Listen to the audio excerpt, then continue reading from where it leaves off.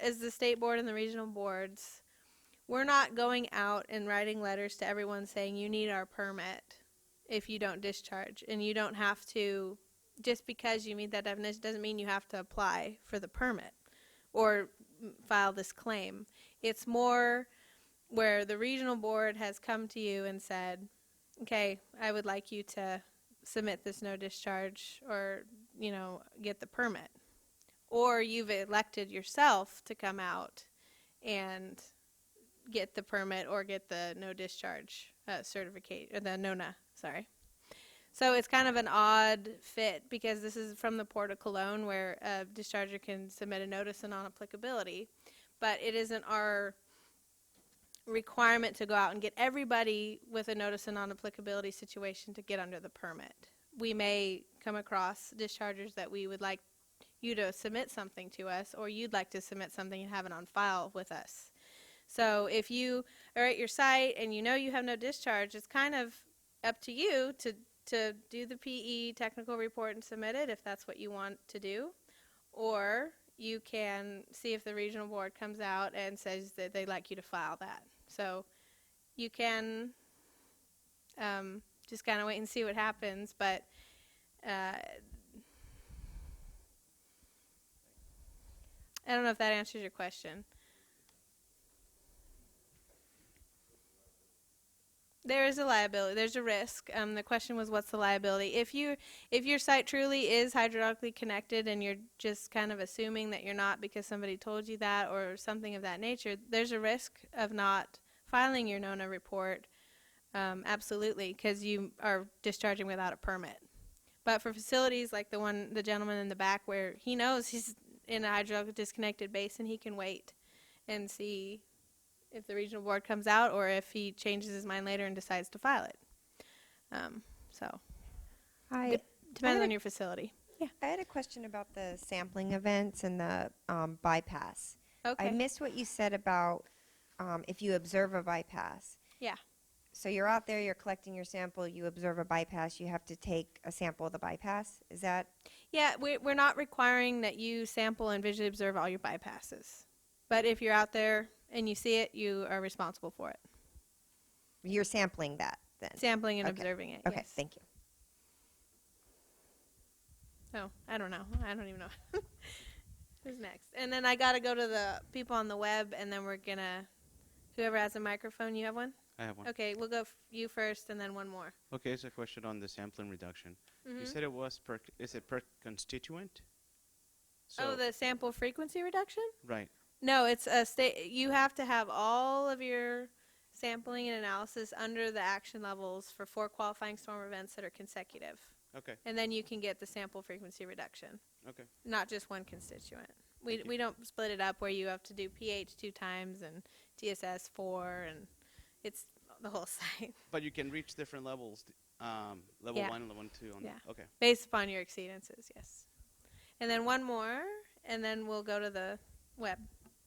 I just wanted to confirm that the way we currently handle authorized non-stormwater discharge is not changing in the permit?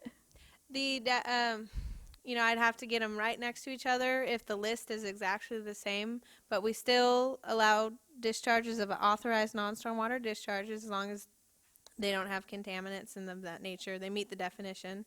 And your visual observations of your non-stormwater discharge have changed. It's once a month now instead of quarterly.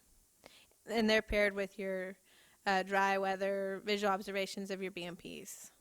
And that's authorized and unauthorized monthly inspection? You combine them. It's one okay. non-stormwater discharge sample once a month, 12 months of the year with your industrial BMP observations, visual observations, site observations.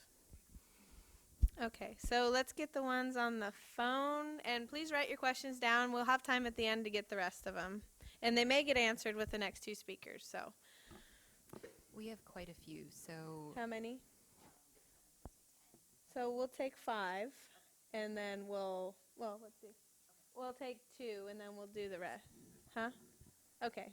Okay, so We'll a qualifying storm event is greater than a half inch of precipitation predicted per NOAA or received after 48 hours of a dry period? There's no rainfall event trigger for a qualifying storm event. It's 48 hours of dry weather, and that the event produced a discharge at your industrial facility. So no rain gauge, no rain event trigger.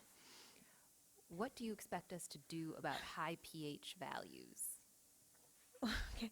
Well, it depends on why. There's a few different options for why you have high pH.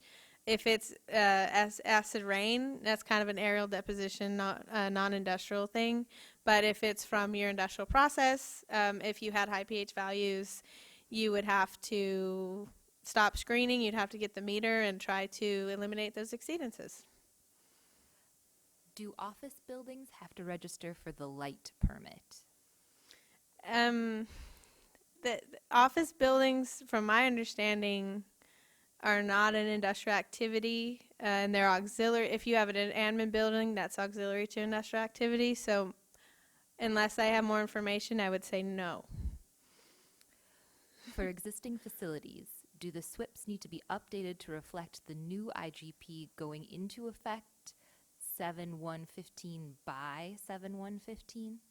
So I think the question is, when do you have to have the SWIP actually updated? The updated SWIP has to be in SMARTS by July 1, 2015. So you've had a long time actually to update the SWIPs. Do it now, and Michelle talk about that. Okay, I think we're getting this next question a lot, so hopefully we can just Okay. answer it once. And then we'll probably cut this one off and go to the next speaker. Okay. You mentioned certifying an NOI by July 1st and then filing the NEC by October 1st. Will that require dischargers to pay the NOI fee and then the NEC fee? Is it possible to file the NEC early to avoid certifying an NOI? All right, we got the heavy guns coming in. Okay, so for the NEC, I think this is to the other question and the same thing. So there's basically two routes you can go. Okay, you can recertify your NOI and then file your NEC. The other route is you can wait, don't recertify your NOI, file your NEC when it comes time, but you still have your WDID that's hanging out there, your existing permit. That has to be terminated, so you have to file a notice of termination. So at that point, it's your choice. There's still two things you have to do. In my presentation, I'll go through it. You can choose whatever path is easier. As far as invoicing goes, for those of you, we invoice by quarter. So those of you in the July quarter, we invoice. If you're not familiar with what we have, we don't usually bill in July. It's from all the years I've been here, we've done it on a handful of times. We can't bill until the California budget's passed. Past year was on time, so that was okay, but we made a fee modification to our regs. We didn't bill the July people until October. So there is some time and leeway in there for you to, choose. Do I wait, file the NEC, file my NOT, or do I just recertify and then file the NEC? And so again, when I go through my presentation, you'll see, in my opinion, I think it's easier just to recertify and then file your NEC. But in any event, either way, even if it's, say, after October 1st and you change your facilities, site activities, you qualify for the NEC, there's an outstanding invoice in there. We'll deal with it. We're not going to make you double pay is what it comes down to. So even if you get an invoice for NOI, you get an invoice for NEC, we're not going to make you pay both. We're going to cancel the one that doesn't apply. Thank you, and we will get your questions answered by the end of the day. And if not, it gets to be 6 o'clock and, you guys are just ready to go home, you can always email me or call me. My contacts, come on, they're right here. I get calls all the time, emails.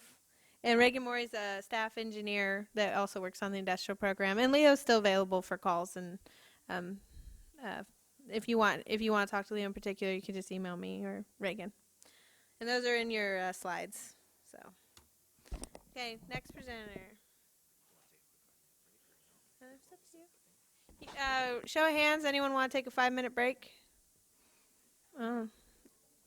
Nope. Okay, we'll keep going. But if you obviously take your breaks on your own.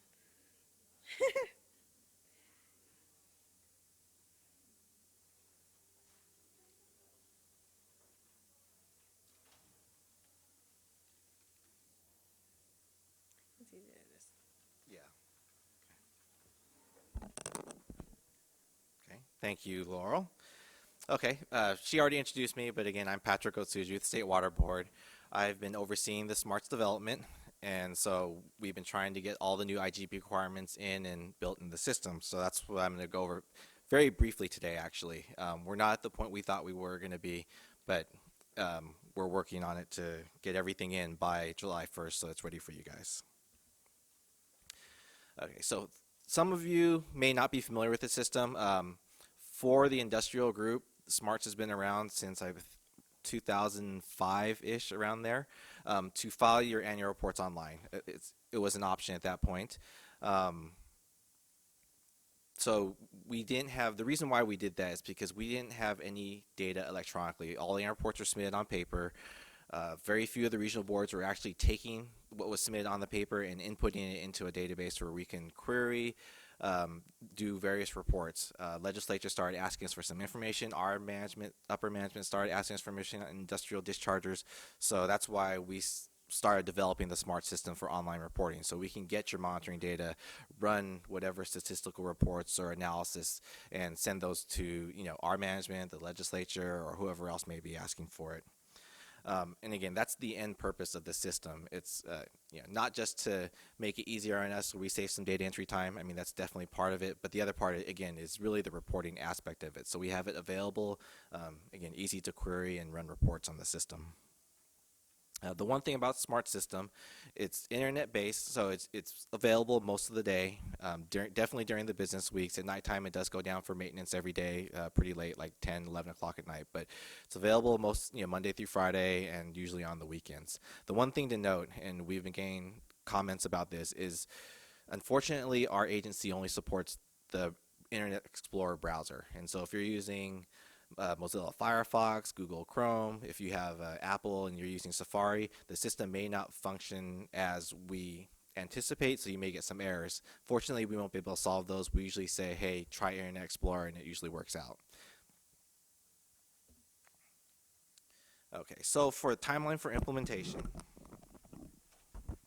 Okay, so starting December last month, and then January this year, we are sending out letters, what we call recertification letters, to all active dischargers. The letter basically is a summary of the permit requirements, a schedule of these workshops, and then the most important part of that is we're including the recertification instructions. One key part of that is what we call a secret code number, or like a PIN number. That number is what you're going to use to go online to our system and recertify your existing WDID number. So between January and April 2015, again, like I mentioned earlier, we're still working on developing the SMART system. Basically, what we have in production right now is the ability for you guys to go in and recertify your application. We're still working on other functions, the annual report, the no exposure certification, the notice of non-applicability, and then the other functions. So between now and April, we're going to be developing those. April through June is how we're going to view, or how I view a testing period. Not only is it testing for us internally to make sure the system's working, but we are also going to offer that to you guys to help us test the system. So if you want to get in and see if it works for you, or even just get familiar with it, the link for our beta test system will be available. So send me an email, and then I'll put you on a list. And so when the time comes, I'll shoot you an email saying, hey, it's ready. Go into it, test it, send me any comments you have. Okay, so July 1st, 2015, that's the big day. As Laurel said, everyone has to be recertified by that date. NOI, the SWIPs have to be uploaded, revised SWIP has to be uploaded, as well as the facility site map. At that same time, the no exposure certification will be available. The notice of non-applicability will also be available. And so for that NEC question, it says October 1st. The NEC will be there for you guys to file on July 1st. But again, if you file the NEC and you don't recertify, you still have to file a notice of termination, and it's the paper notice of termination at that point. Also on July 1st, if you haven't recertified for whatever reason, your WDID number will change to expired, so you no longer have permit coverage. So again, get in there as soon as you can and recertify and upload your SWIPs. Okay, so between July and October 2015, that's where the State Water Board and the regional water boards are going to work on the enforcement process, basically. They're going to figure out who hasn't recertified, and we're going to send out notice of noncompliance letters to you guys and saying, hey, you really need to get into the system. And then, of course, on July 15th, 2016 is when the first annual report is going to be due. So those are the big target deadlines, is how I saw them. Okay, so for the recertification, I guess some people may have already started, and you may be familiar with it. We tried to make it as easy as possible. It's just a few steps, and hopefully it's pretty painless. Okay, so the things that you're going to need is, as I mentioned, you're going to need access to the internet because it's all online. The legally responsible person is the one that's responsible for recertifying. So when we send out the letters, it's to whoever we had in our system right now and the contact person for the operator that was submitted with the NOI. That may or may not have been the appropriate person to go into the system and recertify. But what I want to, again, say is it's supposed to be a legally responsible person as defined by the signatory requirements. So that's going to be like the plant manager or the actual facility operator themselves. And it has to be a person. It's not just, you can't put in plant manager and then recertify that way. You're going to need your WDID number because that's going to link, when you sign up for SMARTS, you create a user account. The WDID number and the secret code number will link your user ID to the specific WDID. And again, we did that so that not anyone can just go in the system and claim your WDID number. And then, of course, the two documents that are required to be uploaded is the revised stormwater pollution prevention plan and your facility site map. So the next few slides, I'm just kind of go through the screens that we have set up. The link is at top for our login page. And what you're going to do, whether you have a user account or whether you're brand new to the system, there is a click here link at the very bottom of the screen. It says industrial permit recertification. You're going to want to click on that to start the process. So the first step is it's going to ask you, do you have an account? Some of you may have filed the annual report online years past. You'll click yes at that point. A lot of you will say no because a lot of people don't have accounts yet. At that time, you're going to create a legally responsible person user account. I don't have that process there, but it's pretty basic. You're going to go in, enter your information about yourself, create your user ID, input a password, what company you represent, and you're going to answer some security questions, and that's to identify you electronically, basically. Okay, so the next step, you have your user account, you log into the system, and so as soon as you log in, it's going to take you to the screen that you see. It's our recertification entry screen, basically. So from the letter that we mail out to you, you're going to get your WDID number and the secret code, and you're going to enter it in to the fields here, and then click the recertified WDID number. Okay, the next screen that's going to come up is basically your NOI. It's the data as we have it. Our data, some of it is really old. People submit their original NOI. They never submit any updates to us. So the contact information might be old. The address might be old. Update the fields, contact information, phone number, email address. It's really hard to see on the screen. Hopefully you can see it on your handouts, but there are little red asterisks next to certain fields. The red asterisks represent mandatory fields. Those have to be answered in order for you to continue. Okay, so towards the end of the process, the system's going to run an automatic completion check before you certify. If there are any errors that come up, the system will tell you. It'll signify either in red box or what fields you need to fill out. If you'll notice at the top of the screen, it says the total area of industrial activities and materials exposed to precipitation. The one change from the previous NOI to this one is that particular field. And so it's a brand new field. No one's going to have the entry, so at a minimum, fill that out. The reason why we're asking for this field, it's so we can do some analysis and hopefully come up with a system to be able to tier your annual fee. And so, right now it's a flat fee for everybody. Large facilities, small facilities, by SIC code, it doesn't matter. Everyone pays the same fee. So with that field, once we get all of the data in, our accounting department's going to run an analysis to see if they can come up with a system to be able to tier a fee to make it more equitable for, again, small facilities versus big facilities. Okay, and the last part again is to certify your NOI. And so I mentioned during the registration, you're going to answer some security questions. So at the very bottom of the screen, that's what you're going to answer. It's part of your electronic signature, so you have to answer it, and then of course click the certification or certify button. What'll come up is a confirmation that your notice of intent has been certified. It's going to tell you the exact text on screen. Basically, this process is not complete yet. So just because you recertified your NOI doesn't mean you're done. Again, you still have to upload the stormwater pollution prevention plan and your facility site map.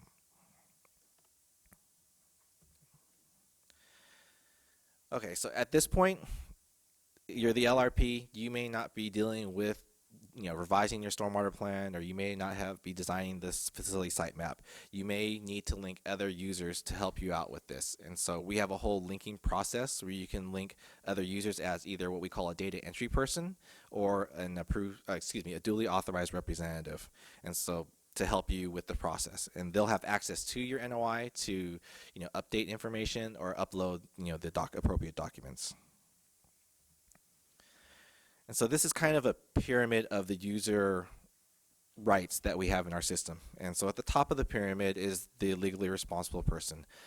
For those of you familiar with the construction permit, it's a little bit different. The LRP is the only person that can certify the NOI. You can't delegate that down to your duly authorized representative. It has to be done by the LRP.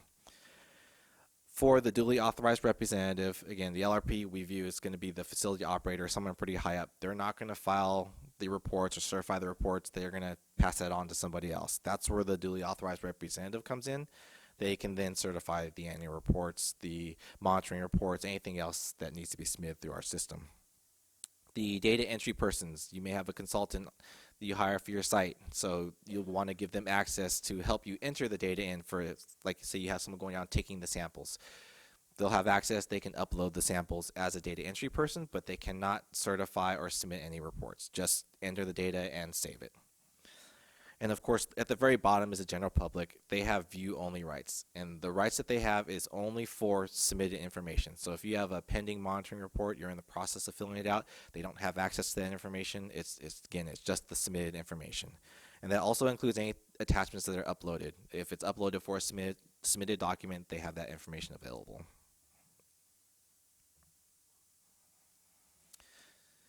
Okay, so for uploading your stormwater plan and your map, so you recertified and you need to do this. It's a fairly simple process. A few more clicks you have to do. You're going to log into the system, and then you're going to see a main menu. You're going to click on the industrial general permit link, and it's going to open up a window to show your active NOIs. Click on your WDID number that you see, and then it'll open up into a tabbed interface screen. So it's basically the NOI on the screen. You have your operator information, your facility, billing information, and of course the attachments tab. So you're going to want to click on that, and a pop-up window will come up. And it's basically the details for this particular attachment. And so the very first field up there is attachment file type. I highlighted that because it's pretty key that when you go and you select it, the file type is for the SWRCB, Stormwater Pollution Prevention Plan, and the facility site map. And the reason why I say that is because when we go through and do our reports after July 1st and we see who has uploaded their documents, those are the key fields that we're going to look for, the file type of SWRCB, file type of map. Okay, and then of course the other fields in there is a browse link that finds it on your computer, and then upload file uploads it to our system. The one thing to note, again, our system is limited to 75 megabytes per document for uploading. That I've seen for our other permits that have in our system, some of them get that big, a lot of them don't. So you have a couple options. Break your document up into separate attachments, and there's a part number on here. Part number 1 of, say, 5, so you can upload in 5 different attachments, or again, shrink the size of the file if you can. If it's like a Word document, maybe convert it to PDF to make it a smaller file. Okay, so just to verify, if you wanted to verify documents are uploaded, go back to the attachments tab, and then the red box, this is my test record I did. You'll see that for the NOI, the SWRCB and the facility site map were uploaded. And of course, it has the date that you uploaded as well. Okay, so what happens if you don't do the recertification by July 1st? You forget, other things happen, your site map's not quite ready. So again, I had already mentioned on July 1st, the facility does not have coverage. And so that's pretty key for the next two things. And so the second bullet down, again, as I mentioned, the regional water boards between July and probably October are going to send out notices of noncompliance. And so if they send out those 2 notices and a certain amount of time passes, I believe it's 60 days, a mandatory penalty applies. And so in this case, it's $5,000. The regional boards don't have any choice. It's not something they can take back and say, oh, I understand it's late, your computer broke, whatever. It's a mandatory penalty that we don't have any choice. So again, get your NOI recertified and in by July 1st. The other part that's critical is if, say, July 5th, there's a rain event, you didn't recertify, you discharge. Well, that's when the third bullet applies down here. You are subject to additional fines if you discharge without permit coverage, and those, of course, are more extensive at that point. Okay, so for the no exposure process, so the question came up, how am I going to do that for existing coverage? So I kind of laid it out in the screens here. So my thought, again, is that you recertify and then you file your NEC. And the reason why I say that is because the NEC will serve as the notice of termination as well. And so what you do is click on Industrial General Permit, just like for the attachments, open up your WDID number. On the first screen that you'll get, you will see a button for no exposure certification or file no exposure certification. You're going to press that, and what's going to happen is it's going to take you to the no exposure certification checklist. Check all the box. I believe these are actually going to change to yes/no questions, so you have to answer yes to all of them. We'll have another field there for your area of industrial activity exposed to stormwater. That has to be 0 because no exposure means you have nothing exposed to stormwater. And then you're going to submit or certify. Same process as the recertification. Certify and then submit. Okay, so for the payment. From July to October, whether you have coverage or don't have coverage, the NEC is going to be available. Fill out the process. You're going to have to send in a payment for $200. That's the NEC fee. Couple different ways you can pay. You can pay online through a checking account. Unfortunately, we don't accept credit card. We get that question a lot. We're not set up for that. But you can pay through a checking account online, or you're basically going to write out a check and then mail it to us. Water boards will receive it. We're not going to review anything at that point. We're just basically going to process the information and approve the NEC. Once we approve the NEC for existing discharges, again, the WDID number is going to be terminated. If it happens to be after October 1st or into future years where something changed and there is an outstanding invoice, we will go ahead and cancel that invoice if it's within 90 days of when you file the no exposure certification. And of course, the NEC needs to be certified annually.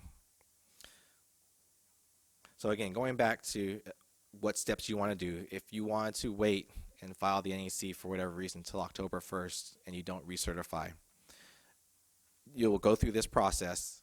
You also have to file the notice of termination, basically.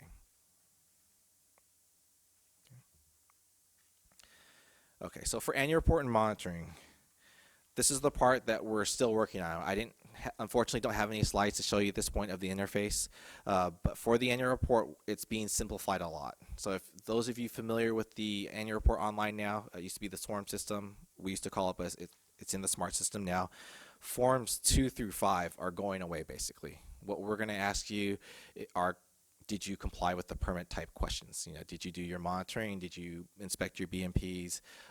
Yes, no type questions, maybe number questions. How many storm events were there on your site? 1 through 10, something like that. Very simplified process for the particular annual report. The annual report we're going to target for production is July 2015. We do hope that something will be available April 1st so you guys can go in and take a look at the process, give us feedback on if it makes sense to have this type of interface, the flow of it, and everything else. For the monitoring data entry, so compared to the existing annual report, it's called the raw data tab. It's where you enter your sample information. That is separating from the annual report, and so the annual report, it's going to be submitted every July 15th, I believe, every year. So you'll do that. But for your monitoring reports, it's now separate. You submit those. So 30 days after you receive your lab results, you have to submit the monitoring report. So that's why we separated it out of the annual report. The one main thing, for those of you who tried the SWRM system back in 2005 may remember, we had a tool called the EDF or CDF tool. I don't remember what the acronym stands for. Basically, what that was for is if you're a large facility and you have multiple monitoring points with hundreds of samples for each point, you were able to fill out like an Excel spreadsheet, fill it out, and then upload it to the system, and that would be your data entry. You didn't have to use what we call the raw data tab, enter every parameter, every sample for everything you had, and spend like hours and hours in front of your computer. So we're re-implementing something like that, and we're calling it the parameter entry tool.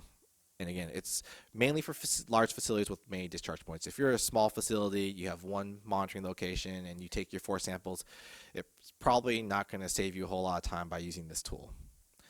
The one good thing about this tool, again, is because it's going to be an Excel template type download, we were approached through this process, or through the adoption process, about a lot of people now have apps they want to develop. And some of the consultants out there had apps where, hey, with this app, you can quickly just input your stuff in the field, and they'll shoot it to a spreadsheet, and they want to know if that can be directly linked up to the smart system. So our DIT wouldn't allow direct access into our system through our firewall, but so this is the option. So if you have an app or know a consultant that has an app, you can use this spreadsheet, have that app upload to the spreadsheet, and then have the LRP or the duly authorized representative just upload the spreadsheet, and they don't even have to sit in front of the computer at that point to do the data entry.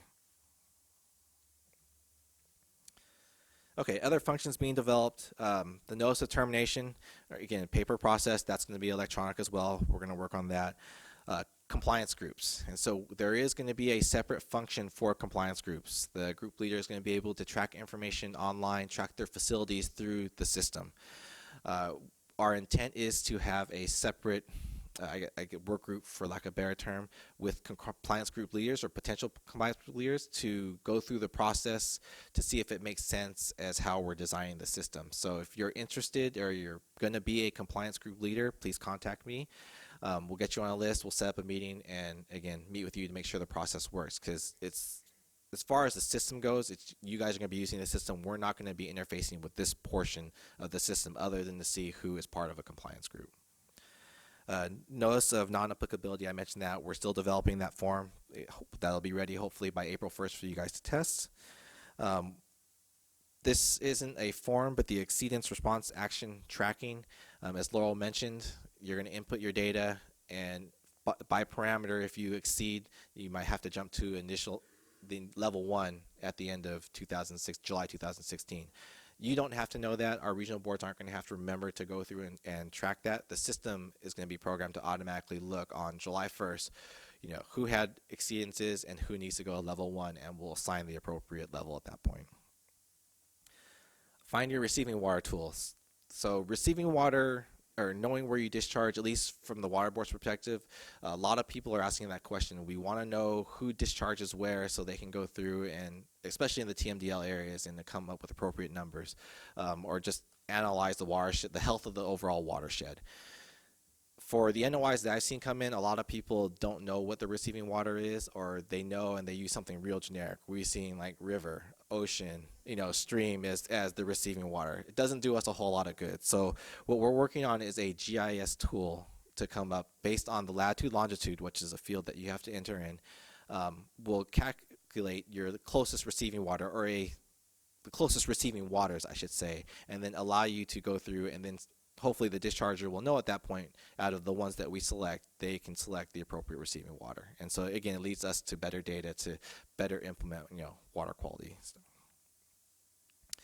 Okay, and then the QISP tracking tool, it's just going to be, we're housing data of who is an approved QISP. Very similar to the construction qualified SWIP developer and practitioner process.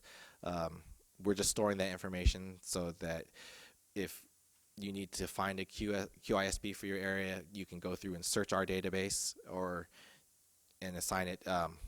Basically search our database if you need one, and they'll all be there. And then the last one, Laurel had mentioned this in her presentation, temporary suspension.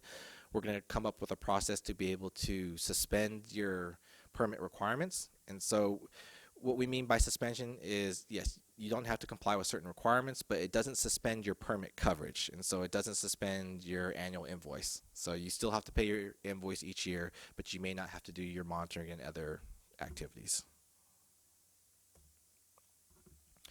Okay, resources. So with the construction permit, for those of you familiar, we were really bad at this portion of it. We didn't have a lot of help available other than our help desk. This time around, we're going to try to correct that mistake. And the first one is our internet page, our industrial internet page. Right now, the permit's there, but we plan to develop videos. So someone's going to sit in front of our computer, do videos, kind of a step-by-step click process of how to recertify, how to file annual report, how to enter your monitoring data. You can watch a video. We plan to do help guides as far as like PDF documents you can download. We have a very few right now for like linking users. We get a lot of questions on how to link users. There's help guides for that. So on the internet page will be a bunch of help guides you can go and download. For consultants, I know a lot of questions come up. For am I supposed to train these LRPs who don't want anything to do with it? You can point them here, hopefully, and they'll watch the videos at least. See. The Smarts page has a help link. Again, we'll put whatever documents we have for help there. So if you're in the system, you get stuck somewhere, click on the help link. You don't have to go out the internet page. The help documents will be there. And of course, what a lot of people do, and we're okay with this as well, is a lot of people don't even bother with the help guides. It's always easier talking to somebody. Give us a call. We try our best to, answer all the questions we get in. What I would caution, though, is don't wait till the very end. I'm reiterating this. Don't wait till the very end to recertify, or like if your annual report, when the time comes, don't wait till the very end to submit your annual report if you have questions. Come June 30th, like with the construction permit, what happened is we're getting like 3,000 calls in a day. We can't respond to those people all in one day. So call as soon as you can. And if we call, like right now, it's not a busy time for us. Call. We'll walk you through the process. We've even sat down with dischargers who aren't familiar with the computer and said, hey, go turn on your computer, click Internet Explorer. There are those dischargers that need that help. And again, that's what we're here for. Okay. That's the end of my presentation. Any questions you may have? Patrick, we're going to start with the ones online. Oh, okay. Fair. We'll go online first, and then we'll get to the questions in the room.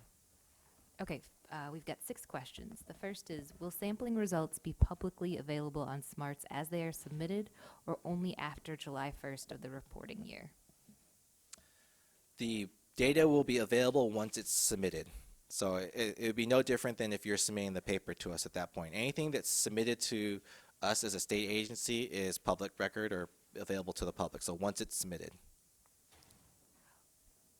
Will past violations of the old general permit be used for enforcement purposes after July 1st, 2015?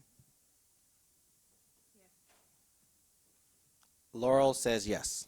Yeah, the previous enforcement actions carry over, the unfinished ones especially. If you're in the middle of an enforcement action, it doesn't just go away with the new permit. So the enforcement actions carry over. There's some language in the permit on enforcement. And with that question too, I don't think either one of us has mentioned it. There is an annual report under the old permit that is due on July 1st. So keep that in mind. You still have to submit the annual report for this reporting year. And we actually had several questions about that. Will you use the old method to submit that report that's due July 1st, 2015, and then in 2016 you'll submit in Smarts?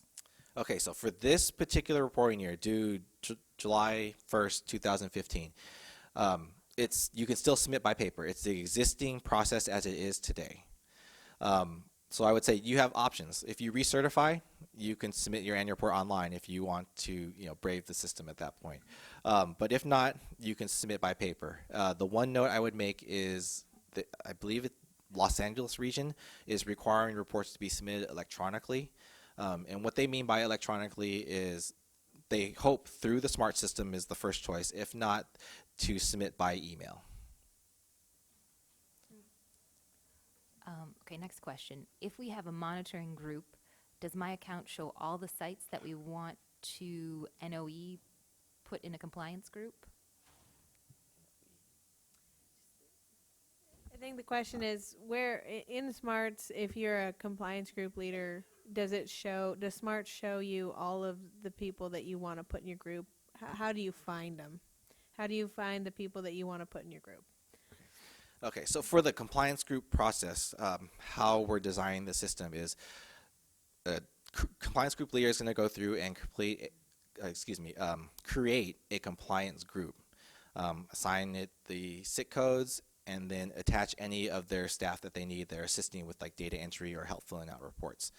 At that point, the compliance group leader is going to go out and basically solicit business. They're going to contact dischargers and say, hey, you can be part of this compliance group. Here's a set of instructions to do so. From the discharger standpoint, what they're going to do is then go to their NOI, and we plan to have a link for compliance groups in there, or a field for compliance groups. They'll have a drop-down list of all of the existing compliance groups. From there, they'll select the compliance group and then add. And what that's going to do is send a request to the compliance group leader to go into their account and then basically approve it. And so that's going to be the process. We didn't want dischargers just joining the compliance group willy-nilly without your approval.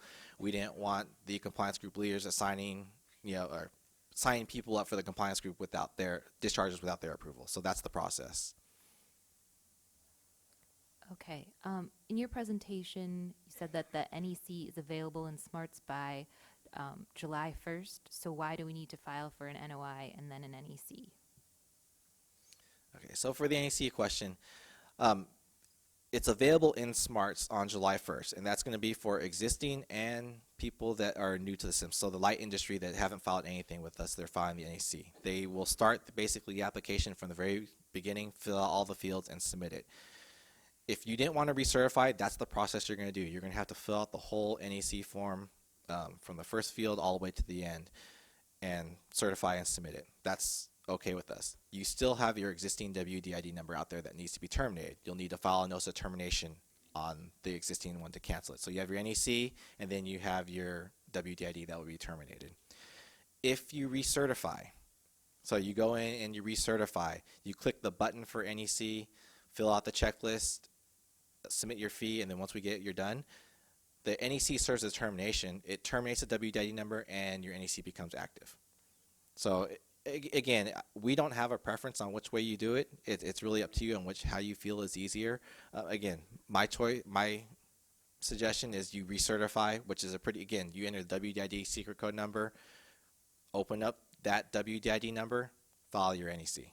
Push the button to file NEC. And to me, that's the easiest process. So.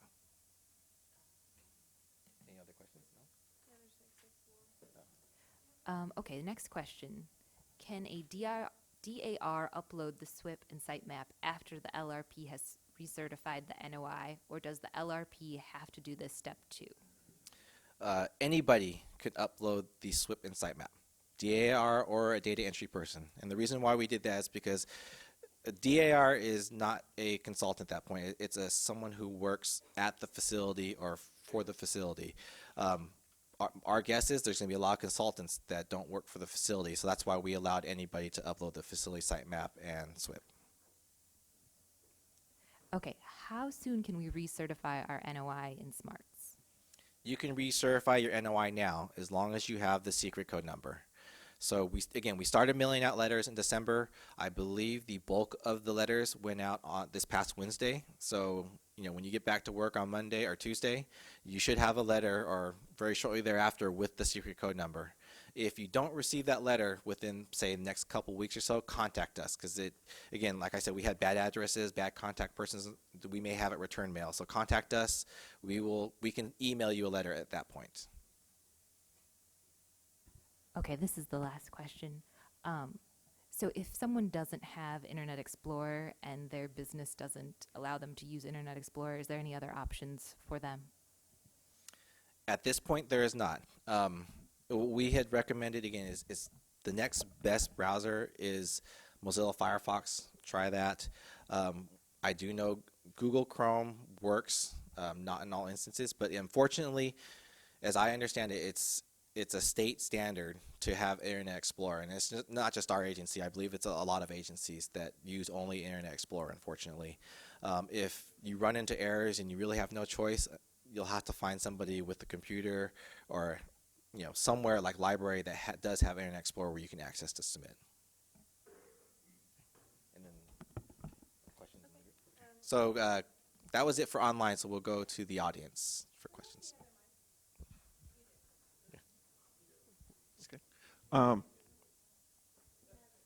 It's over there. Go ahead. Hi. First of all, thank you for the presentation.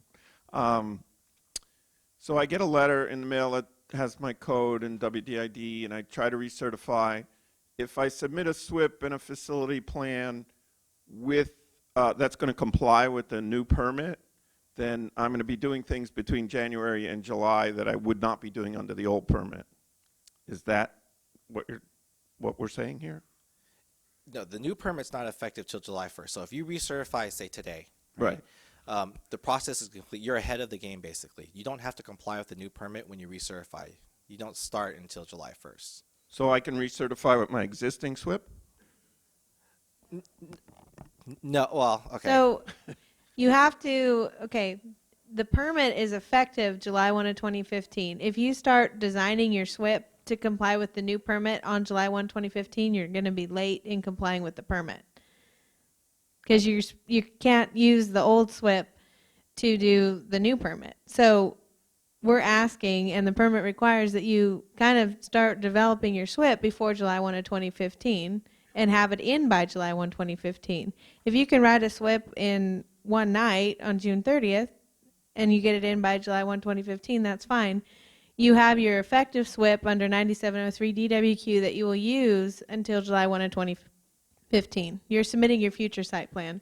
Okay, so submitting the SWIP that complies with the new permit doesn't mean that I'm bound to it until July Right. 1st. Got Correct. it. Got it. Thank you. And then just to add on that, again, for the uploads, the system is not going to check if it's a revised SWIP or your current SWIP. So, and that's where the regional boards come into play. That's where the public comes into play. Again, because once you submit it, it's available to the public. The public may open it up and look at it. We've gotten calls saying, hey, we want to see the SWIP. So now they have it. It's a lot easier for them. They'll look at it, and on July 2nd, they say, wait, this guy's SWIP isn't with the current. They'll notify the regional boards. They may take third-party action, whatever it may be. So again, you can upload any document and call it a SWIP. Doesn't matter, you can picture of whatever. But if somebody catches you, you're going to be in violation at that point. So keep that in mind. If I stop sampling for a required parameter under the old permit because it was non-detect, and after several quarters I didn't need to sample for it anymore, under the new permit, if that's a required parameter, can I start out under the new permit not sampling for that? Do I have to start sampling for it again for the required 4 sampling events? That's a good question. Yeah, you want to take? So for parameters, you have the parameters, the basic ones in the permit, and then you have that everyone has to do pH, TSS, and oil and grease. We're getting rid of conductance. And then you have your SIC code based parameters, which are, there's a table in the permit if you have industrial code that has triggered a set of parameters that you have to sample. And then there's the ones that you have to sample if you have that industrial pollutant and you're discharging it. If you have one that you were sampling for and you don't really discharge that pollutant anymore, you don't have to necessarily sample for it. If it's one that the region's requested that you sample, anything like that, you have to keep those. But it's very specific when it gets to taking parameters away. And there is a system or part of the system in SMARTS to change your sampling and analysis, but it's I'd work with your regional board on taking away parameters. But it's possible. It is possible. Because sometimes we have ones that they weren't supposed to sample in the first place. But let's just do SMARTS questions from here on. So, Patrick, I have to go back to the NEC question. I'm sorry to keep Sure. asking, but No. there's still something that's not clear to me. So a vast majority of the applications for that are going to be those that don't have existing permits, right? They don't have existing WDIDs. And so when I look at how to log in, do we log in as a new NOI and then file for no exposure? Or how do you file for no exposure when you are one of those light industry that doesn't have a... Okay, yeah, no, that's a good question. I didn't cover it. So what we did is we combined the NEC and the NOI. So again, new permittees as one application interface, basically, because a lot of the fields are exactly the same. You're going to have your login. It's going to say start new NOI/NEC, basically. Go in, fill out the operator information, some information about your site, the NEC, fill out information about your site, and then that field for area exposed to industrial activities. If that's 0, you enter that in, and then on the next, you can hit next or save. The system will say, hey, you have no exposure. Do you want to file the NEC? Then you say, okay, yeah, I do. Click that, and it'll open up the checklist, certify that way.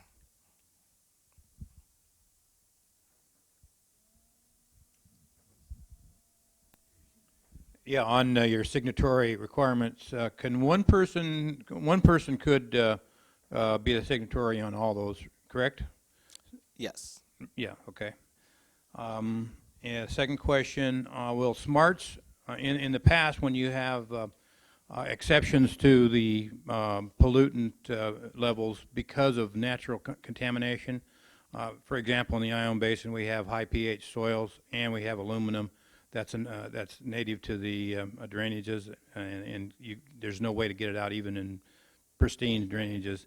Will smarts be able to see that when you put those parameters in there? Because we've got basically exemptions on that stuff for exceedance before. When you put that in, how will smarts know that there is a reason for those things being higher than the accepted levels, and there's a, how will that work? So what's going to happen is whenever you enter something in the system, there's either going to be a notes or some kind of description or an attachment that you can upload to describe that. So if you have an exceedance, there may not be a we're still designing it, so that's something we can design, but you may be able to check a box and say there are extenuating circumstances. When you check that box, it's going to require either you to enter in a description or upload an attachment. Something we have to decide. When we run our reports, July 30th, September 1st, whenever it may be, to say give us all the list of exceedances, we can also see on there at that point that, hey, this guy had marked something that it's over the limit for a certain reason. Regional boards will then go in, review that particular record, and then review either your notes or your attachments that you upload to explain why it's over the limit. Okay, so it won't automatically take you from baseline to a level 1 or 2 without reviewing those exception reasons. Well, so we don't have any built-in exceptions for the action levels. So if it's a regional board exception, I'm not sure exactly where the exception's coming from. I'm not saying that you don't have one, just the way the permit's written, we didn't have any exceptions for exceeding the action level. So this is something I haven't come across yet. It's kind of an offline conversation of what you're, so if it's a formal exception the regional board's granted, that's something we need to work out, because I'm not aware of them.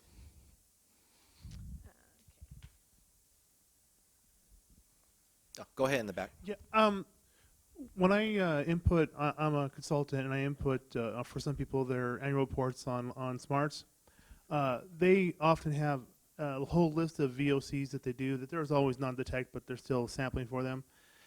Every year when I do their annual report, since I've been doing it through smarts, we have to re-enter all that data again, even though it hasn't changed for the past since 1997. So what I'm asking is, I know you said you're getting that tool where you can do the whole Excel spreadsheet and all that. Is it possible to carry over the same parameters from the previous year on smarts, and then if you remove something at that point, you remove it rather than having them to re-enter all that raw data over and over and over every year? Yeah, I think that's something we can look into. I know I've talked to our programmers about that, and they're thinking about how to do that, to carry it over. So like if we remove some and you add some, that it saves it. That's one of the main comments we got, not just for industrial, but for construction as well. They add in certain ones. So we're working on it.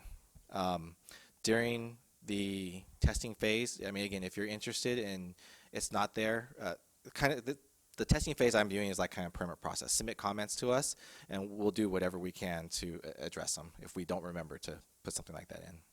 Thank you. Okay, two brief questions. Further to the question that the gentleman just in front of me here raised, am I hearing that the SMART system doesn't have any way to accommodate background demonstrations of excessive background, say for aluminum, which is pretty much the entire state of California, in soils, anywhere from 7 to 15%, depending on where you are? And are you telling me that your smart system doesn't have any way to account for that demonstration until you're already in level 1 or level 2? As far as the smart system goes, what I can talk about is we're just going to have one entry for what samples did you take, what were the results. Right. Okay, so that's it. Yeah, it's not going to identify your this percentage was background, this is what we actually have. It's not going to identify that unless you upload your documentation separately from that. So like again, you go to the attachments, you did additional sampling of run-on, let's say, to your site, and you're going to upload that as supporting documentation, something like that. But as Right. far as the levels go, Laurel can address that. But so then you're going to be kicked into level 1 after, in 2016. Say you throw out or you monitor an aluminum number at 2.5 milligrams per liter. That's an exceedance. Now that may be mostly accountable for because of soils and background.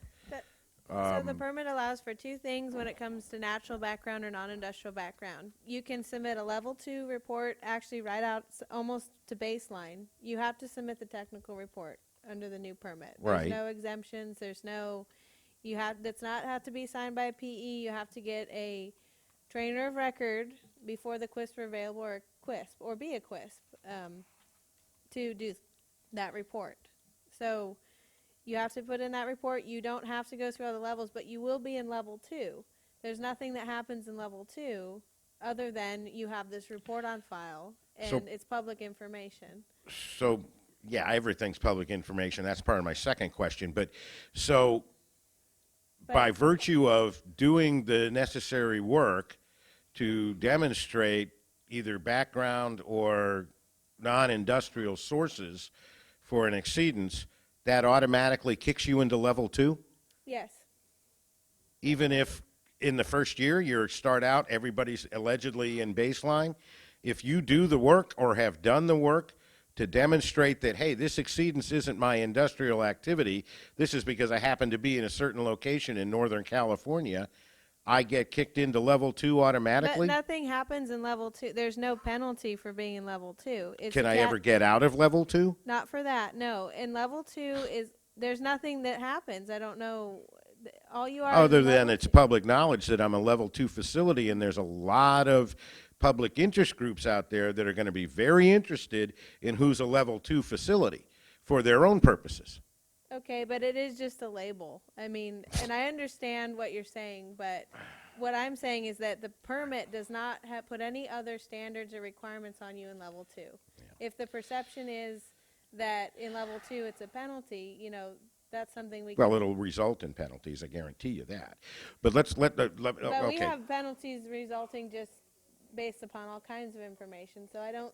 The way that it's categorized, and we only have another 10 minutes. So if you want to discuss this more offline, I'm happy to I do certainly so. do. But we have a lot of other questions. I understand. So. One more quick one. In the SMARTS application, when you submit your documents, I'm speaking specifically of a SWIP and facility plan. If you are a facility that has either proprietary information or specifically security issues with the type of detail that's required in a SWIP, and you submit a redacted SWIP or plot plan, it's my understanding that it's either 30 or 60 days that you have to submit a complete document to the water board. What happens to it after it's submitted to the water board? The permit states that it will be labeled confidential and kept in paper at the regional board office, meaning that under public record requests and things, there's a separate process through legal that would be findable. So it isn't accessible just because of a public record request. It's a confidential file. We have them labeled there in case there's a staff turnover at the regional board, and the confidential files would have to be routed through the appropriate staff. Is that a FOIA type of? I'm sorry, what? I can't hear you. A FOIA type of process, freedom of information? I would imagine. I'm not as familiar with that term but. Yeah.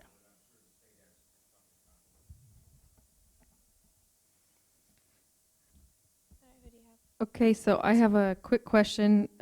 This letter that you're sending our codes to, say someone at the site throws it away or we never get it due to inaccurate information, can we recertify without a secret code?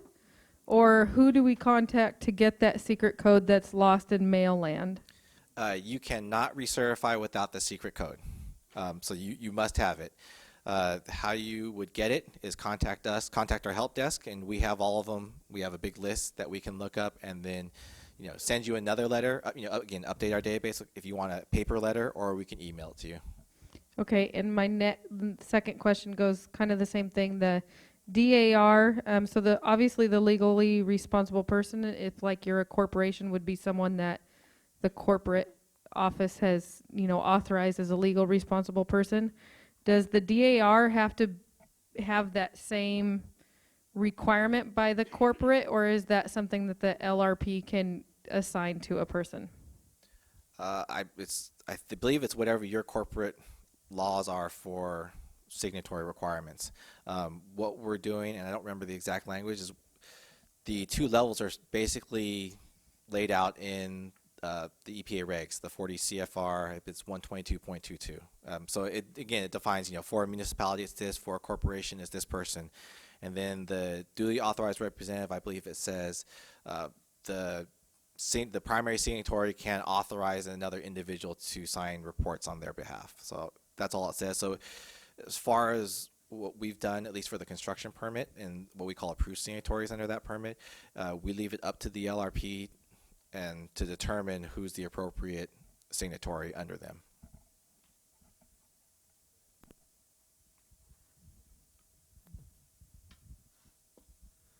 So what happens when you need to add a new LRP and let's say the old LRP isn't around to link the new person?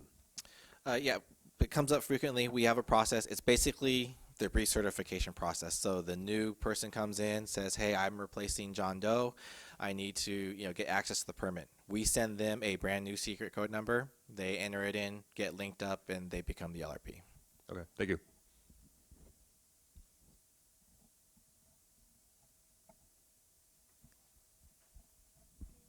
Yeah, I just have a quick question as it relates to LRPs. When you're talking about step one account setup, it doesn't mention along this line. I just want to double check. In different programs that are online reporting programs, say at the federal level, your certifying official has to have some sort of electronic signature agreement in place.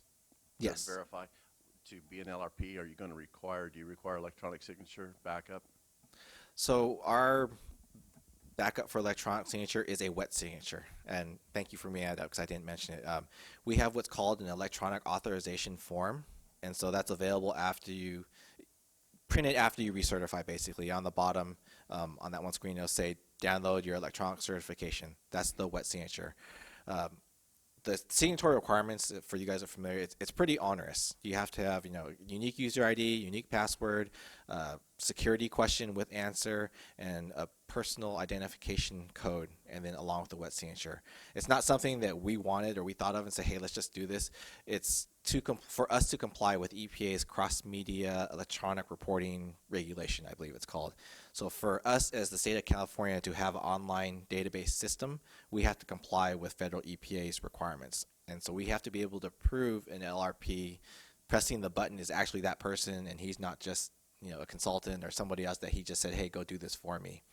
The reason why is so that we can, if something were ever to go to a court of law, we can then prove with those 5 things that the person pressing the button is the one that submitted the data and not someone hacked their account or did something like that. But yeah, so the backup for the electronic signature is the electronic signed original electronic certification form.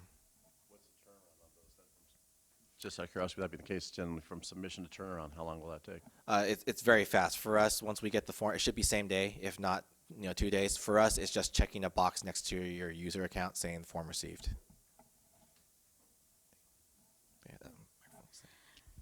Will there be new paper forms? I know we have to submit everything in SMART starting July 1st for the next year, but will there be new paper forms for people in the field to use to do their observations? We weren't planning on doing anything. historically we don't make templates because there's no one template that fits every situation that's out in the field. And then of course we tried before, and then of course people say, hey, this template doesn't work for us, and we've gotten in trouble for it. So we try not to put a lot of templates out, but if it's something real generic that might apply to all facilities, it's something Laurel and I can look at and having out there. Other than in the field, I'm not sure what's required in the field, but it's just basically monitoring data. So there should be just you can probably come up with a standard template fairly easily. Your parameters, sample results, time, date you took, that kind of information.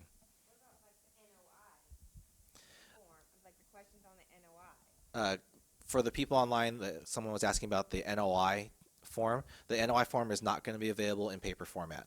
And the reason why we tried that before,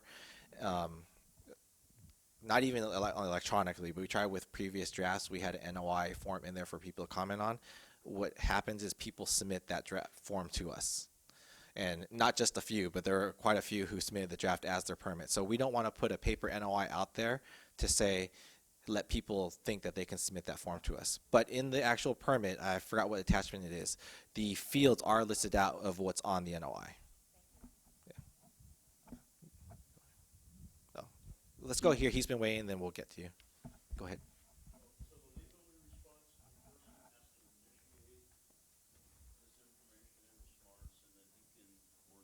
Delegate that responsibility to somebody like me who has to actually do it. Okay, so the question for those online is that can the legally responsible they do things in smarts, and then can they delegate to somebody else? Or do they have to initiate it? Yes, the legally responsible person has to initiate the recertification. There is no choice. That's what's in the permit. Say that you've taken your 4 consecutive sampling of